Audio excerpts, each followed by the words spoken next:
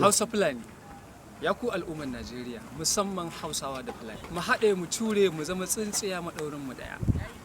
Kada wasu suna gefe su dinga haɗa mu rigingimu, ya kamata mu ɗauko al'adunmu na da na baya da zumuncinmu da muke yi daban-daban da wasanni da abubuwa, muna zumunta tsakaninmu da Fulani, tsintsiya ɗaya maɗaurinmu ɗaya, mu zo mu gudu tare mu tsira tare. Kada wasu a gefe su dinga ziga mu muna cutar junanmu ko muna kashe kawunanmu.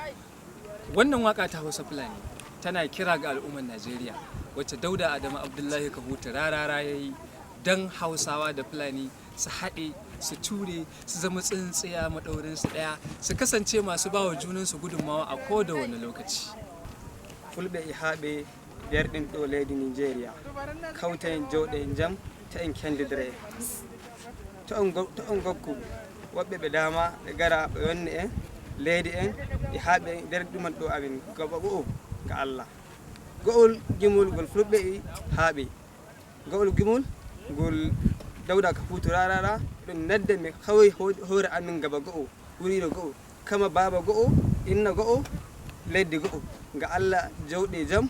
Hausa Fulani dai kada mu manta ne dangin juna mu haɗa kai shi ne daidai. Hausa Fulani dai kada mu manta dai dangin juna mu haɗa kai shi ne daidai. Hausa Fulani dai kada mu manta dai dangin juna mu haɗa kai shi ne daidai. Uwa ɗaya sannan uba guda ba wasa ba, na gana so a rarraba ni ban so ba, mai sanya raba mu ai ba zan masa kara ba, mazaga da magwangara ba za ta ki zargi ba.